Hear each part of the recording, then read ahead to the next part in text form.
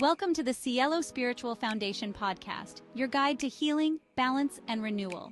Join your host, Michele Garcia, as she connects with leading experts to share powerful insights on mind, body, and recovery strategies. Tune in, transform, and discover new ways to live a better life. It all starts now. Well, today I'm happy to welcome Michele Garcia. So today I bring you a guest who I know you will enjoy tremendously. He is my friend, colleague, neighbor, and has gone through a tremendous story of life experiences, from earlyhood addiction and incarceration, hitting an all-time rock bottom that landed him into a place of recovery that brings so much hope and light. I am just so excited to have you here, Dave. Dave Graves. Wow. Welcome. Thank you, and thank you for that introduction. I really appreciate that, and it's heartfelt. I have lived a life of many times of having to let many things go, and many times of having to accept who and where I am from a very early age. Can I invite you, Yes. as I like to with all my guests, to start with a little 2-3 minute sure. meditation so we can Yeah. get grounded and centered in our loving and just like invoke our inner counselor and allow that flow. That sounds great. All right, here we go. So as we close our eyes, drop down deep to your divine loving. So that's the throat chakra. I speak my truth with grace and ease.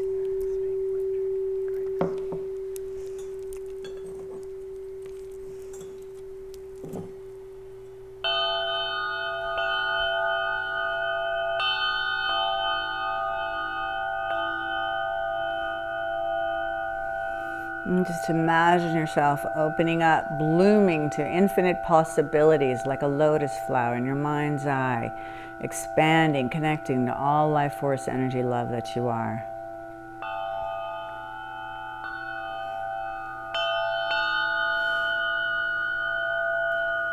Letting go, and just allowing the grace of flow to move in and through you. That this story of redemption and recovery inspire you. Yes, yes, yes. Okay. Hi. I always enjoy your sound baths. Actually, I come here often for sound baths, and it's a spiritual experience. And that's how I really got to meet you. I know, right? That's how we got to know each other. Well, you know, the common Buddha head helped too. It's like we were Right? the only two people in the neighborhood who both had a Buddha head in our front And we yards. lived directly, rather they were big. parallel. This was just, okay, well, this is meant to be then. Like, Yeah, we're meant to know each other, right? Totally And, kismet. And then you get to have all these sponsees that you pick up as you come to my Right? sound bath. You don't leave empty-handed, right? Like Right? in here. And just a spiritual connection that's just been amazing and keeps growing. Likewise. Just as my journey just keeps growing on this path. And I feel really fortunate to actually have you to bounce things off of. And I notice when I send you daily writings that sometimes you'll love them, sometimes you'll like them. And no, but I love and like 'em. But but It's the thing is, you make me inflect and look back on, okay, why did she just like it today? Why didn't she love it today? And that's great for me, because that makes me reflect on what I'm putting out there. And then sometimes I'll look at it and go, oh, okay, I see. You know, other times it's like, okay, well, just let it go. I appreciate my own you. thing. I appreciate all of that. It's so consistent too, every morning. Yeah, I try every morning. You really get those It's all part of my interpretations. meditation, and it's part Right. of Love my it. daily routine. So at a very early age, I lost my father at the age of 7. Oh my. He was killed in a plane accident. And on the day of his funeral, I got drunk. But if we go back a little further in that, my dad used to give me whiskey. I was one of those kids who got whiskey when they were teething.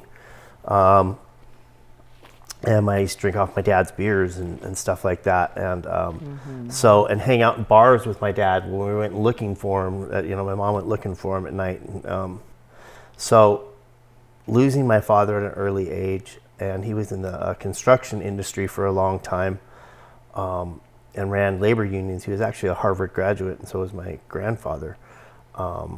I actually come from a pretty upper class family, which I mentioned that only for the fact that it doesn't matter where you come from. I've always liked to say that I can literally live in a cardboard box, or I can live in a mansion, and I know how to appropriately act in each one. They say that our disease doesn't discriminate. Yeah. Right. And from that, I've learned that the great Buddha was the same way. The great Buddha was a prince, and he came from, his father was a king. And he went and he found the Four Noble Truths when he left, and the first one is that we're dying, that we're suffering, that we're all suffering, and there was sickness, and then old age, and then eventually death. But he found that he went and lived completely as a pauper and completely poor, and he felt that that wasn't right, and living completely rich wasn't right, and it was that path down the middle. And what's so interesting to me about that nowadays is I found this path on my own, and as I research these other things, I realize that it's a path that's been there for thousands of years that many people have followed, and found great enlightenment and peace. I came into using the 12 steps of Alcoholics Anonymous that really started to bring my spirituality alive. I was born and raised in Catholicism. I spent a summer with a Shaolin monk. I don't know if I'm saying that right, but anyway, learning karate, who actually was staying at our church for the whole summer. Oh, nice. And this is after my father died, so it was some place to direct my energy. And I learned a lot of meditation, and I met a lot of Reiki masters when I was young after my father died. What a lot of blessing. people who really just tapped into this energy that I was ADD. They called me hyperactive back then and had me on Ritalin, but later on in life, I realized that all that had been there, and that this spiritual higher being, higher power, let's say, God, Jesus, whatever, Buddha, has always been there in my life, has always been guiding me through so much. And even in the darkness, I can see that light was there. I was sober for a good 20 years, and I relapsed for 11. And then in that 11 years, I literally turned my back. My guilt was so strong that I turned my back on any of that. And I denounced it. I was completely trying to be an atheist because I couldn't handle that. I had to numb myself from that. But it was still always there. I can still look back and see that he never, it's like the footprints prayer, and I saw the single footprints in the sand, and that was when he was being carried. So a little bit about our talks. We often talk in depth, and recently we were talking about surrender and the depth that surrender brings you to. But even before, we might want to touch on what did your rock bottom actually look like? Yeah, so. Because it is. At the end of that 11 years. Quite whoa. My mother passed away. And when my mother passed away, I'm not going to get too much into the drug-a-log, but I mean, I started doing meth, PCP, cocaine, heroin, everything all together. Everything but fentanyl, really, at large amounts and alarming amounts, and alcohol, and nothing would stop the numbness. Nothing would create the numbness that I was searching for. Nothing would bring me the serenity that I was actually searching for. And having smoked some PCP one night, a few hours later, I was washing my car, and I had just bought a brand new Jaguar. I had bought my mom's Jaguar, so it was only 5 years old. And I was washing it at 4 o'clock in the morning, thereabouts, right? That's the kind of schedule I was on. And I passed out behind the wheel, driving back home. Oh, yeah. Hit 9 parked cars. I guess when I hit the first one, it flipped on top of the next one. I don't really know. I woke up in an ambulance, asking what happened. They said there was an accident, and all I clearly remember is I asked, did anybody die? They told me nobody died, and then I woke up in a CAT scan machine, and then I woke up in an ER bed, handcuffed to it with a police officer at the foot of the bed, questioning me, asking me questions that, for the first time in my life, I was like, I need a lawyer. Because I absolutely remember nothing, completely blacked out. Wow. And I can relate. so this cop was asking me what was going on with me, and I literally just started telling him my story. Oh. My whole story of recovery, of where I've been, what the path I'd been on, what was going on. Not really denying anything, but not really admitting to anything at the same time. I let them take my blood, and the reason I'm telling you that was because I hired a lawyer when I got done, and in the interim, I had some things that I had to take care of. So at 6 months of sobriety, I turned myself into the legal system, into the justice system, and went back into jail. And that's when you met my wife. You had started coming to that particular meeting, and you met my wife at that time, and she was covering my meetings actually. And so when I got out, she was so excited you were getting out, right? And people knew who you were, and she was talking about you, like, just like, yeah, so sweet. And then when I met you was I came over for a sound bath, and I was joking with my wife. I go, I bet you this lady lives right behind us, because I kept seeing that come up when I pulled my internet stuff up, Cielo sober living, and I'm like, oh, I bet you. And so sure enough, you're directly behind me. So funny. And so, like I said, that spiritual connection is the type of things I don't believe in coincidences. And never mind, our dogs are basically practically the same breed. Yeah. And they love each other. Every time I walk, my dog comes straight in your garage looking for Lotus. You know, it's just the beauty of things like that.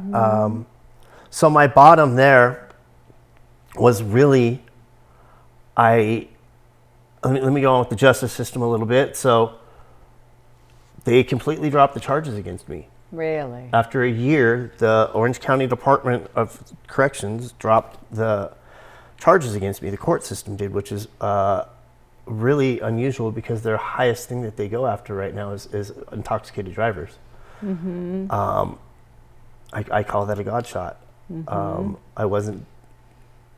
I can't say I wasn't deserving of it. I'm still going through the process of the people being paid out through my insurance company. Luckily, I was completely insured. And however that looks is how that's going to look. I don't know that part. As far as getting into taking actions that were amending it, did you get right into that, or did that take a minute? No. I tried to get into that as fast as possible, but no. So even after I got out of the hospital, I still used for about 4 more days until I found a treatment center to get into. You're not that, good. I was literally getting myself high until I got in the Uber. They sent an Uber from Lake Arrowhead to pick me up. But you got help, because people can't do it alone. Because I couldn't do it alone. Really well, my main thing was I needed a place to go and detox on my own. The house I was living in was still my sister's, and she still drinks and uses. And I had to take myself out of that complete environment. Good move.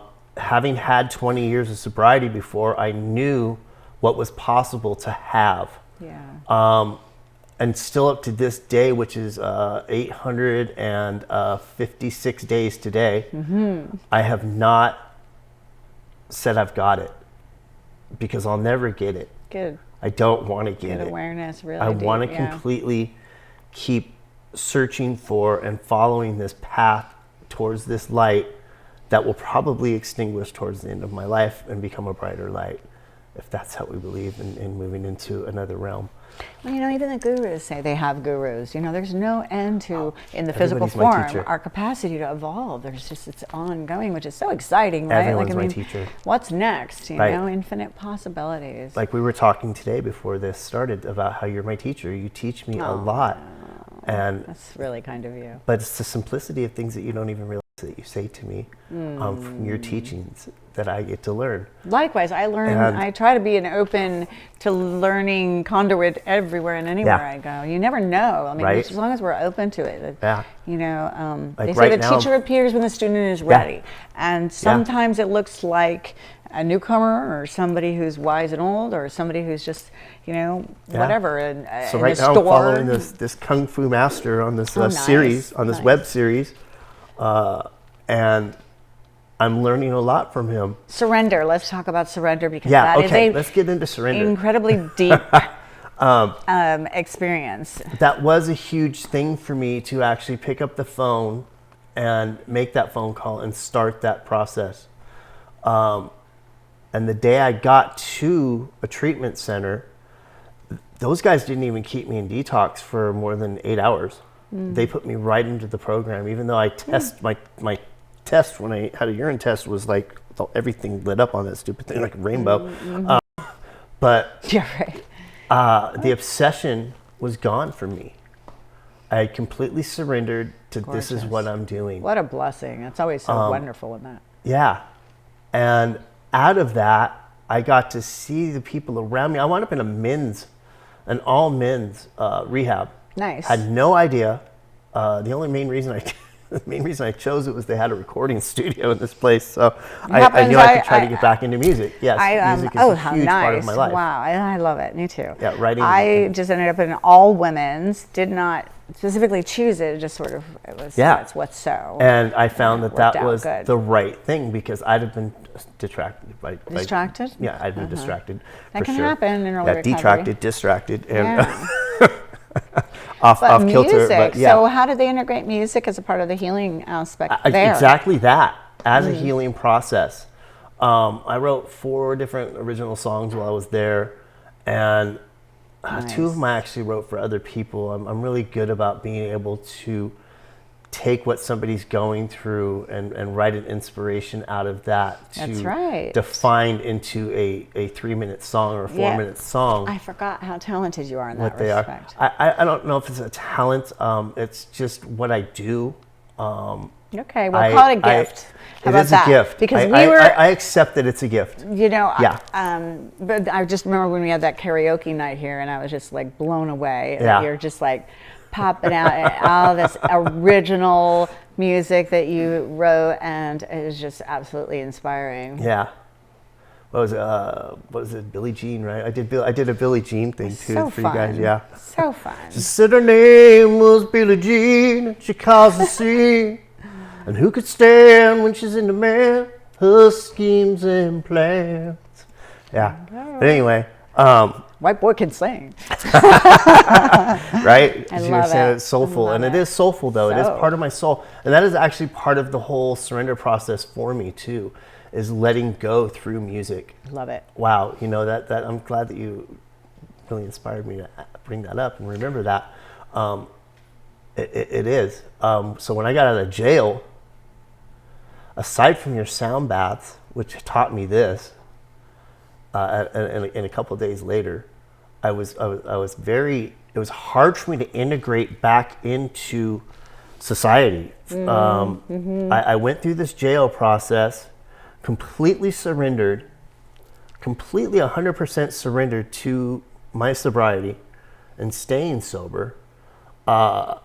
In the holding tank, I wound up with a rock of freaking meth in my hand that they were handing out to all the white boys, and I'm like, I'm good. Like, I'm good. I don't need this. Oh, thank God. You know, right? I wound up with the bunk in front of me that had the shower, and they were making all the pruno right there. Like, can you imagine how miserable to be high in a cell? I've been there. Meth? I've done this. God, bouncing off. I've done this, and it's like it's ridiculous. But absolutely no desire to change where I'm at, and in an environment where I could 100% got away with that and no one would have ever known. I could have just lied the rest of my life. Right. Now, another process of surrender is I can't not be rigorously honest about anything. For me, myself, if I start lying about anything and I let that blossom into the next day, I'm screwed. Yeah, it's really toxic. It's so toxic, and I can feel the dark and heaviness of it. Good. Yeah, it's great. Beyond anything. And it's so and I've always been that healthy way. To be in tune with yourself like that. I've always been this way my so whole life, but I've just buried it. You shift gears and just move into what's the more enlightened, soft, and now and I easy have people who I'm trying to teach that same letting go. Yeah. So I came to find out, like I was talking about the 12 steps, when I went through my 4th step, I didn't have a lot of resentments. I don't have any I really had 0 resentments. I have nothing that I'm holding on to. I can honestly see where people reacted to the person that I was, that they should have resentments against me. Yeah. And there's no reason. My actions is what created that. So for me to have resentments against them is to have resentments against myself. And this is an inside job. And if I don't take care of what's going on inside, and I have those kind of things eating me up, then I'm not going to succeed in this. I'm not going to succeed in today. I can't go back to tomorrow. I can't relive it. I can't live into the next day in the future. I can only stay in the present now. And it brings me back to the Buddhist teachings. Exactly. 4,000 years worth of teachings. How are these people wrong, right? Same thing. Christ came here. What did he teach? He taught compassion, love. Love is the outpour of compassion. And that's all I want to do now is I just want to help people. Poetry. Yeah, that was my experience. I leaned into Hinduism in my personal experience, and then the meaning of Amma, the hugging saint, and that's just all divine love, like pure mother love, womb love of just the purest form, and it's so healing and beautiful. Yeah. So releasing the fears and moving into more capacity to love and be loved is just priceless, really. Yeah. So letting go, forgetting, and moving on. Right. That's where we have to be.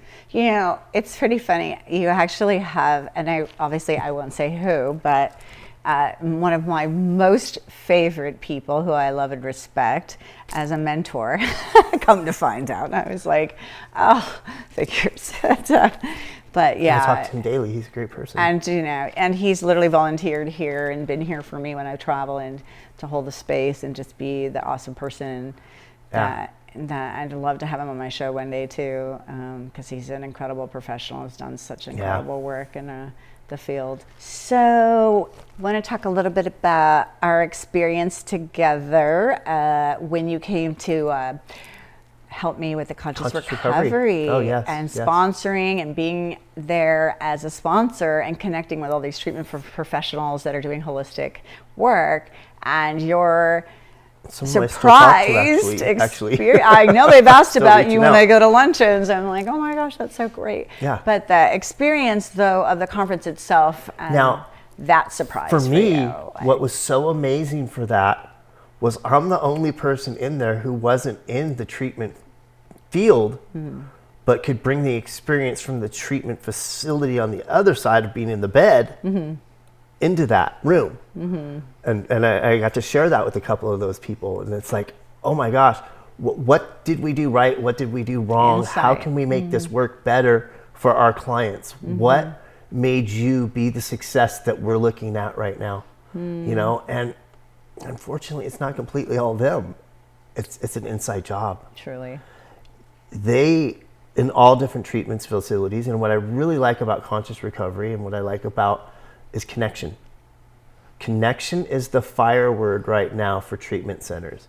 Now, when I was in my treatment center a couple years ago, it was just becoming the buzzword. And now it's the fire word. Is that right? Yeah. And it's great because connection is what we must have. When we're able to let go, we're able to forget, we're able to have connection. We have to be able to let all these things go, like resentments, like anger, to find connection. Connection to love, to compassion. That this is, I think this is the bottom line of life.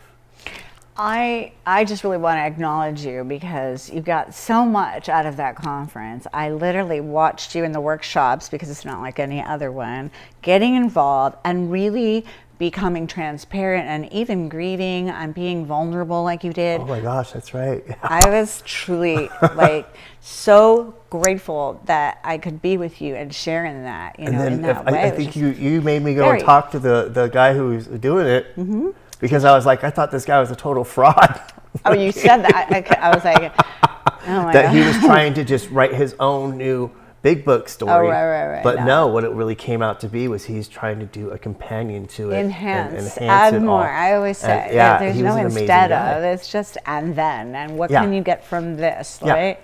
Like, so conscious recovery is integrated at my I know, and I'm sorry that I've missed a few of them over here. I did like being able to fill in for you, but and I love that you facilitated when I was can't facilitate all the time and get here. It's all good. It's all good. I know, but it's great. I still watch you guys on the videos. No, sometimes I tape when you throw it out there, yeah.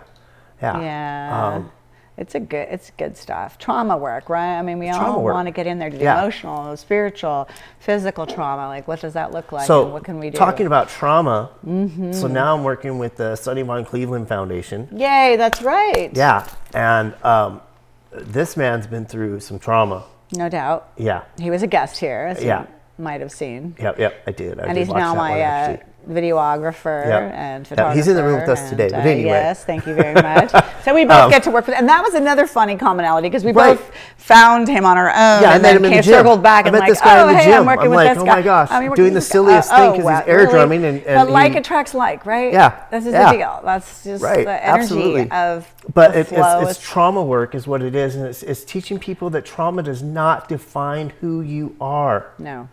And recently I wrote, because it really came to my mind, that trauma has made me who I am, but not what I am. Right. It had to become a tool. Right. And they spoke to that at the conference. Do you remember Yeah, that? That yeah. that trauma can, Yes. the word trauma has been used as Yes. a buzzword a bit much. And Too like, much. why don't we take a look at wording it differently? Like, Yeah. And so that it The one allows lady who us- set her notes down, I can't remember what Denise, her yes. name was, but yeah, she was on fire about that. And she's like, all right, here goes the notes. I'm going off cue. And, Yeah. But yeah, She's very cutting edge. her trauma and her story and talking about dragging the luggage behind me all these years because of color, because of race, because of being a woman, and a victimizing herself. And it doesn't have to be that way. No, you know, we can choose. And I find myself it being really hard when I'm talking to somebody who's a rape victim, let's say. No, right. And telling them, no, you've got to use this trauma as a tool. And I'm not saying that what happened to you was right. No, it wasn't, obviously. But what you can do to empower the next person is help them become more aware so it doesn't happen again to somebody else. You know, and that doesn't always incarcerate the person who did it. But we know that where life ends, that sometimes it's not our place to do the judgment either, that there are other things that are going to judge these people down the road. And I would say, you know, everyone has their own spiritual curriculum, and when they get to that, you know, hit bottom place, that they're able to finally have a voice and speak their truth, and God willing, more messages. So speak to us a little more about Von Cleveland Foundation and how in fact that does and can help people. What the Von perhaps. Cleveland Foundation is doing is it's a mentorship program. And I am going to have to go on here, guys, because I haven't. And what's your role there scripted. again? My role there, I don't know yet. I'm learning my role still. Okay. Right now, I'm an ambassador, and I'm going to like luncheons and stuff like that, and learning how to social medialize and how to network to get more people and try to get funding for us, actually. So kind of a financier type of thing. Yeah, I it's a guess. nonprofit, so grants come into play and sponsors. Yeah. And Where are you? Hold on 1 second. Sorry. no, it's all good. Oh yeah, right at the very beginning. Should have known that, right? So we have the three. Let me see how we put it here. It's the flagship programs. There's three of them. So one is understanding emotions. Now it focuses on recognizing and regulating emotions, teaches emotional intelligence and empathy to foster better relationships. Helps participants develop skills to build resilience and self-awareness. Number two is understanding trauma, offers education on the impact of trauma and its effects on mental health, provides tools for identifying triggers and developing coping mechanisms, encourages a supportive environment for healing and self-discovery. Three is understanding for forgiveness. Very important.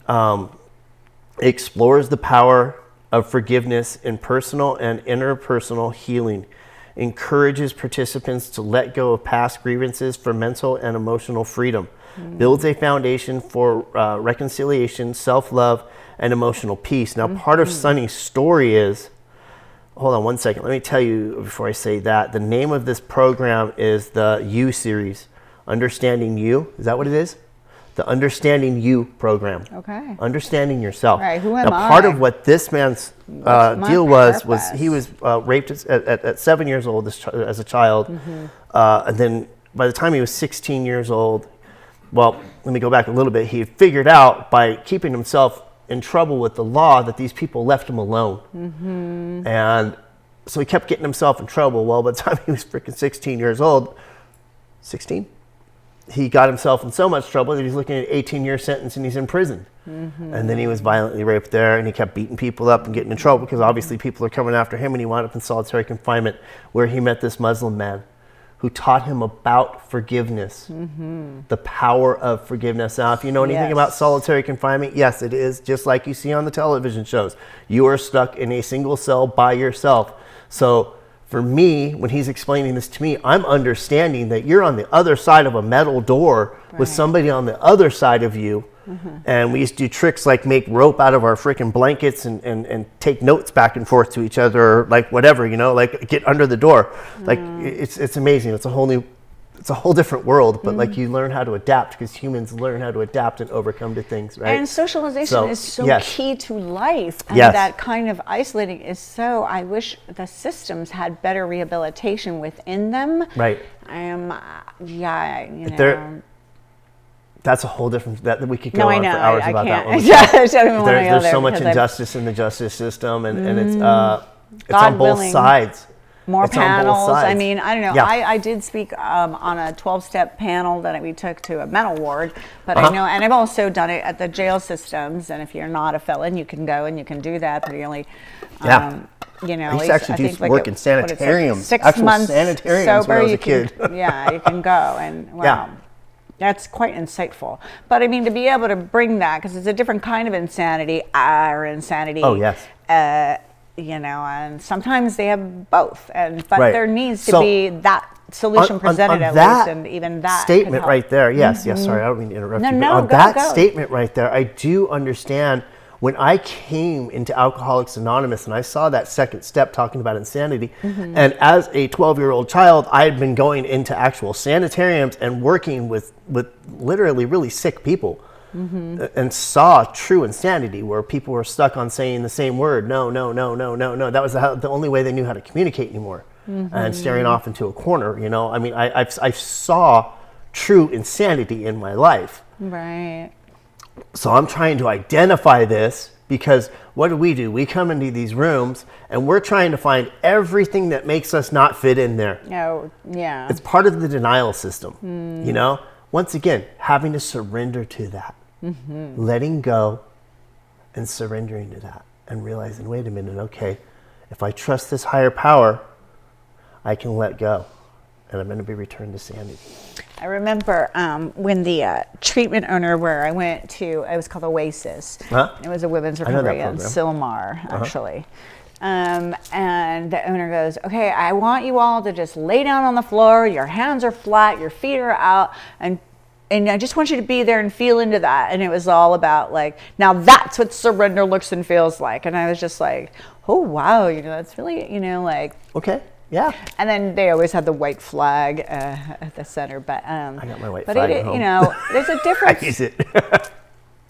you know, for me, I mean, maybe you can speak to this. There's at different times in my recovery new depths to the experience of surrender, and more I'm able to release and let go, because I didn't come in and, you know, stop smoking right away, stop eating meat, stop eating sugar, white flour, like I am so abstinent from a lot of things that to me totally normal now, but I don't ask my clients to do that kind of. Because if it wasn't, then you're just suffering. But I did release more and more and more as I was living clean, and because for me personally, those were things that I wanted to release, and it's a form of surrender, letting go, and really wanting to honor myself in the best way I could. For optimal health and well-being, for a sense of clarity. The more clarity that I got, the better I got at living in my capacity to work. That brightness actually shines in you. Thank you. It does, because I understand that from my own self, letting those things go, eating healthier. So you feel lighter because you are becoming a light. Yes, you are a light. And yes, that is part of that attraction instead of promotion type of thing too. Yeah. And it's a beautiful thing. Yeah. It is. I like identify with the whole God is within every man, woman, and child, because I feel like it's within us, the light, and it just expands out. Yeah. So inside world creating our outside world. So even in Krishna, the So- beginnings of Krishna, the first statement in Krishna is the Creator breathes life into the world. Breathe life, yes. Yes. So Yoga, every breath really, you take is life. breath of life. Right. So what would be the most memorable, like, new level of depth you've experienced with surrender in your most recent? You're doing so much. I know there has to be some things that are happening for you that are allowing this growth to come into fruition. Just really learning to let go of more. So I learned from Tommy Rosen when we were there that at the Conscious Recovery. He was our last speaker, remember? Oh, he was great. And I still talk to him. I still What a text with guy. him. I'm supposed to go to India with him in March. Is that right? Yeah, Fun. and do some yoga thing. I don't know. We'll see. Some meditation not? yoga thing. Why not, right? But what he taught us, I don't know if you remember this, but it was very fascinating to me, was your bottom is your absolute truth. When you hit your absolute truth of, bam, this is me. Like, this is I'm the one causing all this pain, suffering, and problems, and start to turn inward and do the inward work. Then we're able to let go once again. We're able to let go of the denials, let go of the suffering, and start working through it. Is it an easy process? No, it's not. Because something else I learned from him, and I've been trying ever since we left that program, ever since we left that conference, is to let go of jealousies and let go of gossips, not try to be in any of those realms. Our bottom isn't always how bad it gets. It's how willing are we Exactly. to move forward into our truth. That's and what I do liked about something what he had about to it. say about it. Exactly. It doesn't have to be like the old saying in Alcoholics Anonymous, get off on the elevator before you hit the bottom. You don't have to hit the bottom. No. Each person has to find their individual truth, which comes back to rigorous honesty. Now, am I completely promoting Alcoholics Anonymous? No. This is just the community that I found to be able to find a path for my enlightenment in. No, I get that. I can't help I but could speak go to it with gratitude. so many different And other I know places, but yes, how you it's feel, what, and I know that you continue with the lemon to like seek it in all. But I'm and finding as I'm everything, sponsoring right? people, I'm also teaching them about Buddha. So this is what my guidance is, because this is where I'm finding, as well as Christ. Look at both these people's paths and find compassion for your fellow human. And that's the service that I want to be able to do. It's not just doing service work for people in Alcoholics Anonymous. It's outside of those rooms as well, which I constantly try to find. And that was part of how I found Sunny.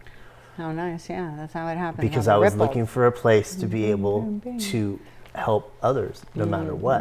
And this program, so let's go back to that program. We talked about that. Remember, you were maybe going to open a breath center. Yeah. And we thought maybe we could do turn your house, because it's so spiritual, into a temple of breath work and sound knock down healing, the fence and have a whole spiritual retreat thing. We right were here, just have a maybe an compound going on. outpatient. Yeah. We were brainstorming. That's it. That's right. Yeah. And then this person boom, shows up in my life, because that's what the cosmos decided to have happen. Yeah. And to go back to the foundation a bit, so we help kids that are between the ages of 12 and graduation.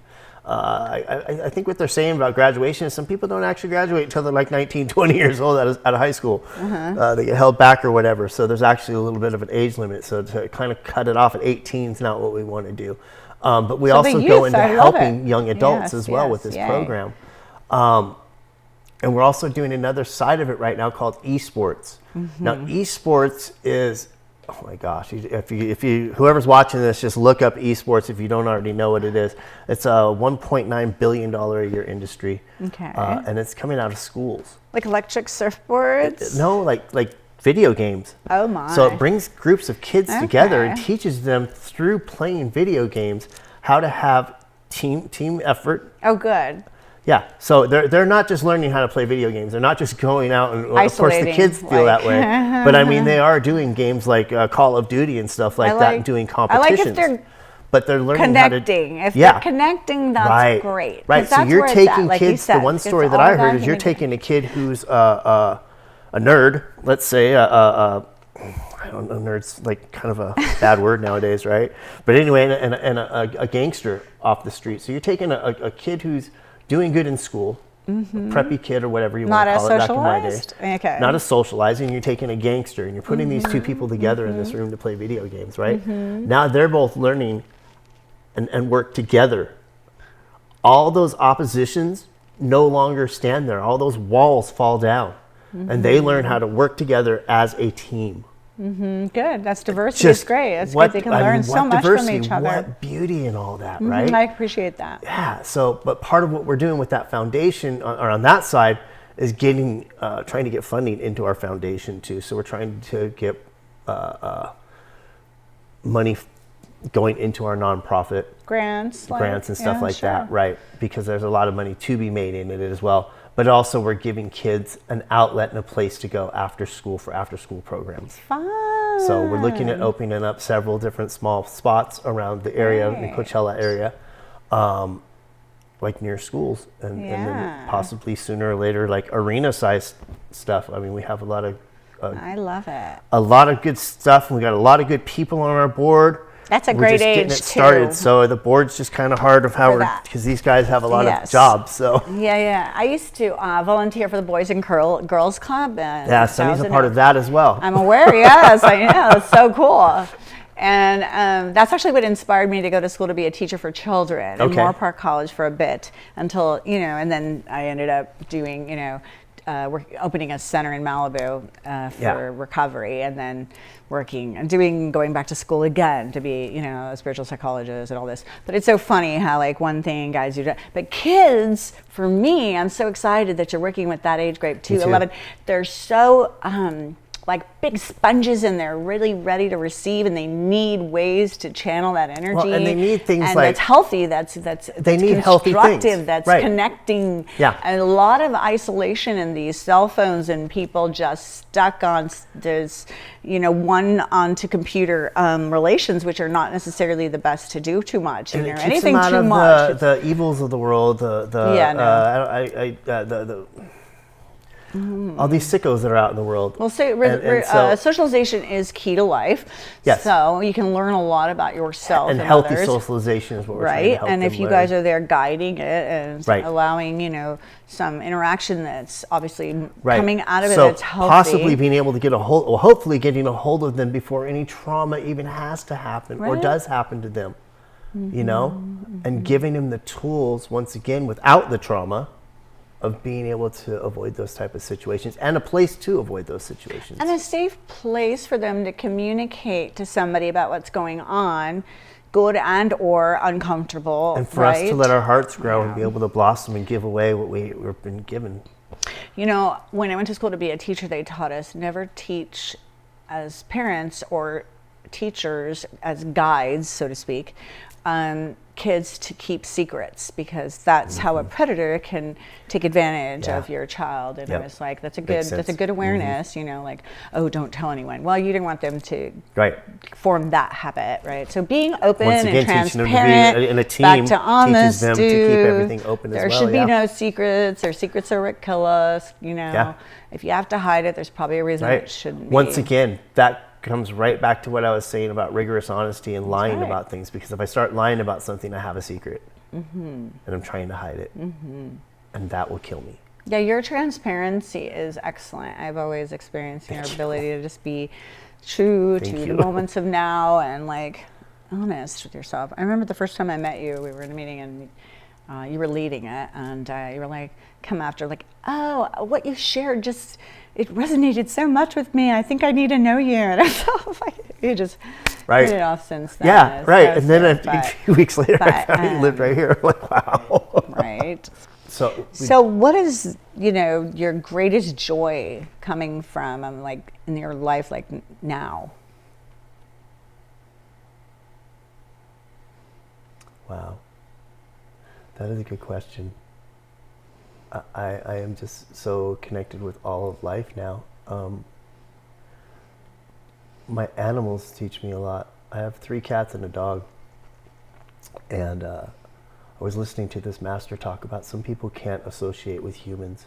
And they start associating with animals instead. And there's a lot to be learned from that. And in my early recovery, I really started to learn by getting up early in the morning. Oh. Wow. Christy, I'll call you later. I'm in an interview, babe. Okay, bye. Oh my gosh. That was Sorry. Yeah. So I learned a lot from my. Are we on? I learned a lot from my animals because they, in the beginning of my recovery, I'm up at like 4 in the morning because they're on a schedule that we set a long time ago. All right. And somebody has to take care of these animals. They're not going to feed themselves. They're not going to. They're indoor animals now, you know, and they appreciate everything that they appreciate that I woke up. Wow. Just stop and think of the simplicity of that. They appreciate that I woke up. My dog is like at my face as soon as I wake up in the morning, whole body moving because he's so happy that it's time to get going. And he's on my schedule, right? And I'm on his schedule. So I learned to connect that way, and I learned how unconditional love really looks. And then it opened up my mind to seeing this is how my mom was with me. Oh, that's beautiful. And then I realized that the lady who's next to me, Christy, my wife, is the same unconditional love. Do I react to that in the right way all the time? No. More so today than I have in the past. I'm really opening up more and more to not reacting with anger, not reacting with annoyance. And I've learned recently that when people ask the question, when do you know that you've reached enlightenment, blah, blah, blah, right? Yeah. It's when you don't have to try to not think of these things to do. It's just part of your nature because it's intuitive that you're just compassionate for all living beings in all situations. I want to get to that. And I don't think it's such a hard place to get to. Because it's through compassion and love. I love it. I love that you are identifying it with dogs because I totally think they embody unconditional love, and they just came back in this lifetime to teach us, remind us. Yeah. And that you're emulating that, you know, with the people that you love, that you get to exchange and this experience of love and being loved. I think that's an incredible way. Dogs. If I yell at the dog, like, why am I yelling at the dog? Well, wow. You know, it doesn't. It only hurts his feelings, right? And I'm learning from that though to not have to react that way.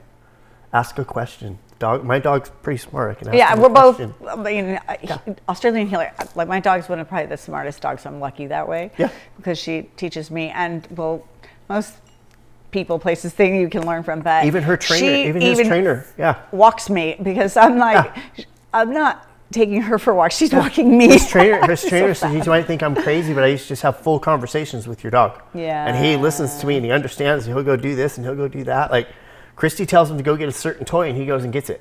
Yeah. He knows what she's talking about. It's just, and it's amazing. So I really relate that into the world of love. Love it. And consideration. You know, and I find when we walk our dogs, it's like a moving meditation.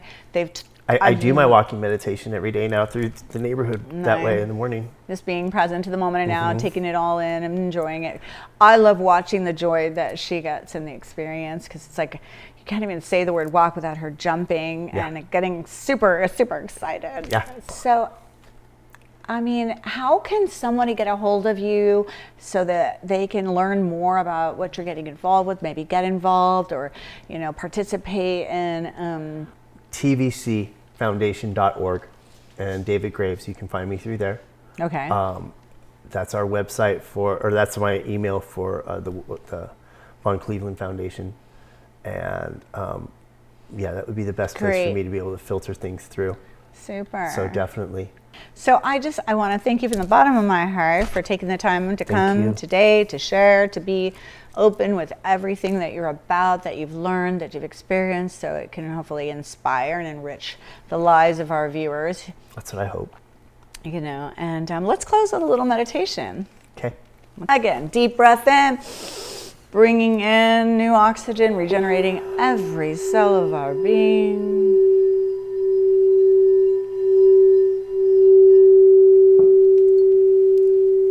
Letting go, letting go, letting go.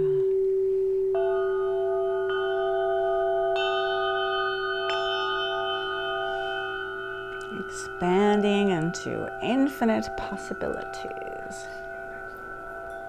All right. Thank you for joining us. It has been a pleasure and a delight. Please remember, subscribe, like, comments, click that bell button notification so you don't miss another moment of inspiring moments here.